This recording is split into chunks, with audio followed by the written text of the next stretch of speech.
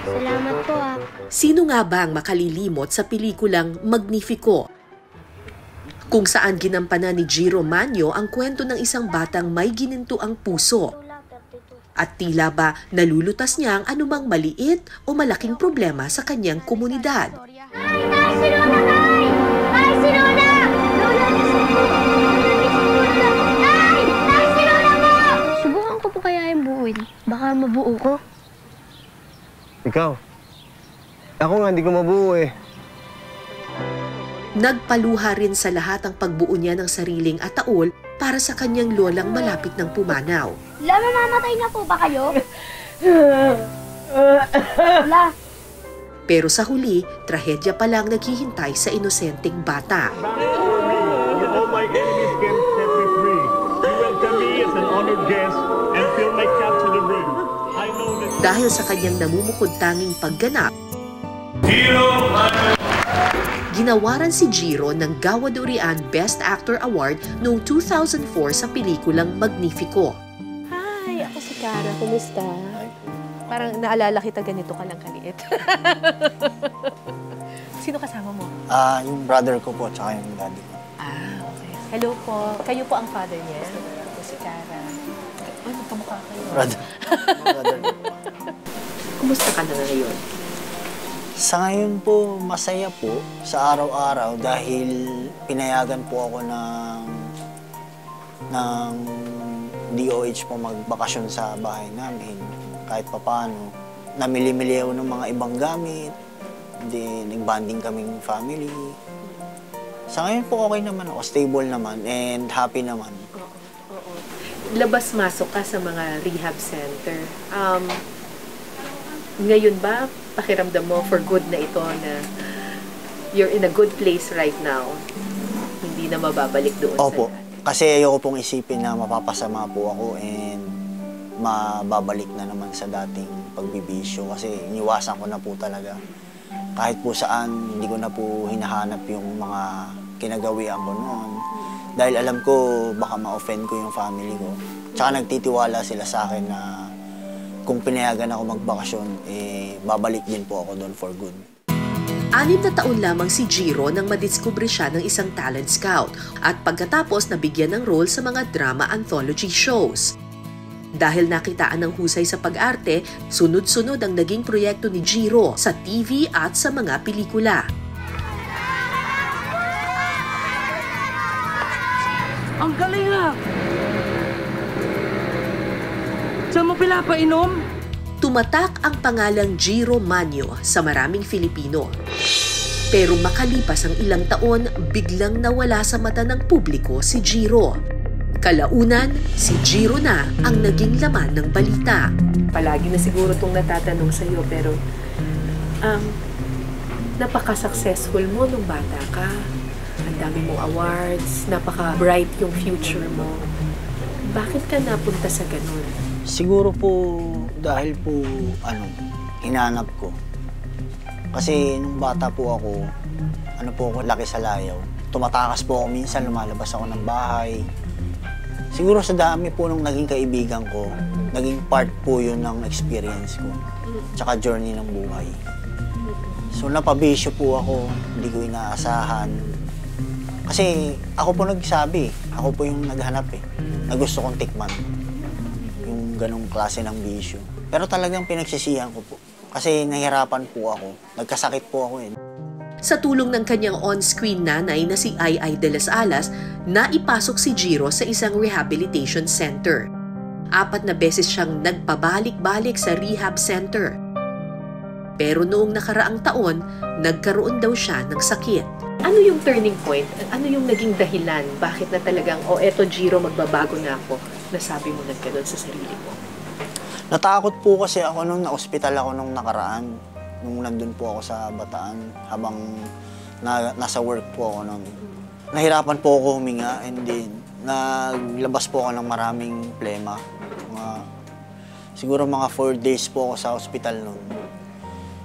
Tapos yun, naisip ko na naman ulit na siguro hindi na makakaya ng resistensya ko kung magbibisyo pa ako. Gusto niyo po samahan po namin kayo rito? Nakakatakot po kasi rito Nang nakakatakot na labas. Gaya ng kanyang papel sa Magnifico, nais din sana ni Jiro na matulungan ng kanyang pamilya. Kaya ang naisip niyang paraan, ibenta ang isa sa kanyang mga tropeyo. Jiro Manyo! Good morning. Yes, hello. Good morning, sir! Good morning Jiro po. Manyo! Pero nasabi mo na, kasi may mga pangangailangan ka rin. Ano ba yung mga pangangailangan ngayon? Kasi nung tulad po nung Christmas tsaka New Year, handa po kami nun. So, may konting salo-salo, medyo okay. Siguro nakatulong po yung 75,000 sa panggastos. Tsaka po nakabili po ako ng konting appliance, mga pangangailangan sa bahay.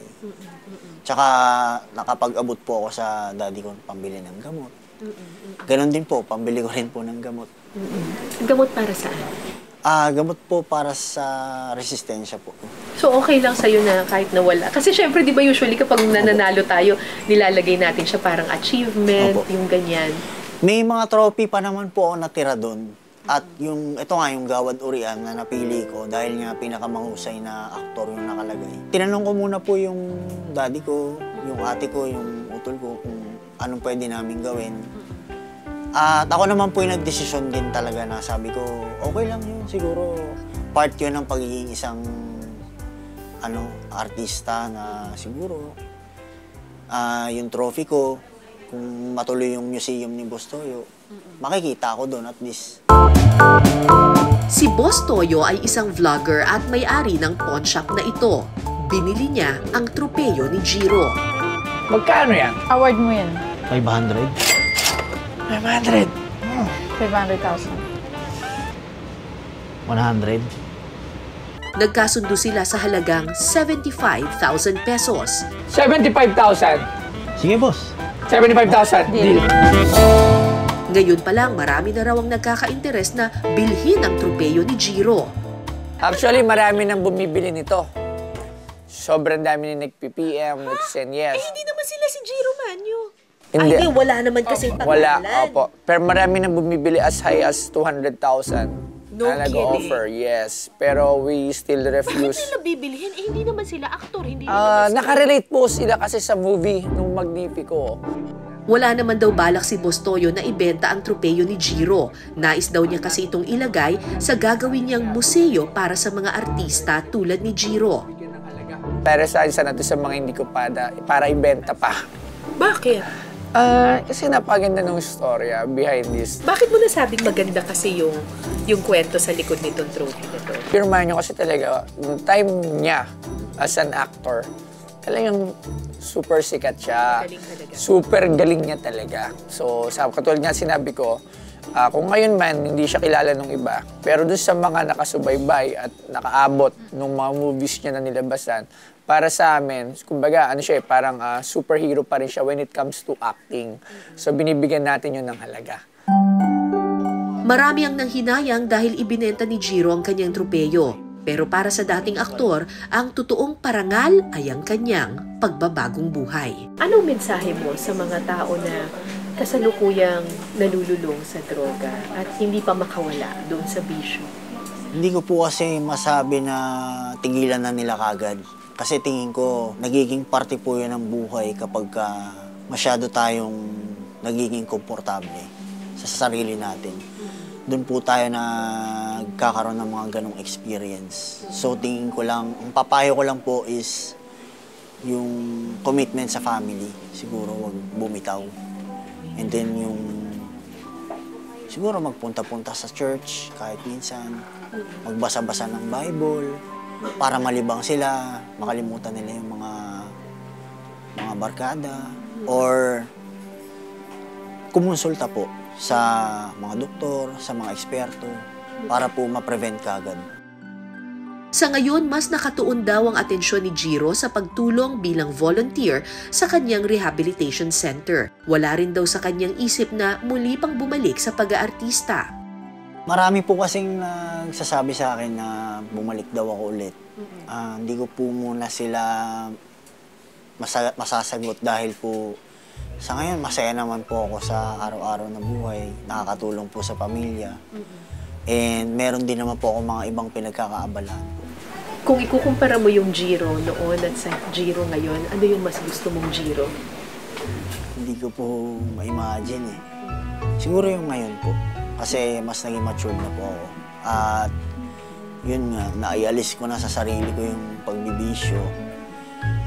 And ngayon alam ko na po kung sino yung pagkakatiwalaan, kung ano po yung tama at mali, yung mga dapat kong ibigay na plano sa sarili ko na makakatulong sa akin. At higit po sa lahat yung magdasal po araw-araw para na rin sa kalusugan ko at makatulong rin po ako sa iba. Binuo ni Magnifico.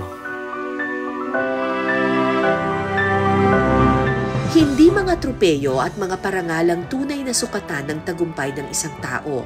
Nasusukat daw ito sa kung paano mo naitatama ang mga mali mong nagawa noon. Madapa ka man ng ilang ulit, ang mahalaga, muli kang bumangon para ipagpatuloy ang iyong buhay at maging inspirasyon sa iba. Ako po si Cara David, kasama sa Iisang Brigada.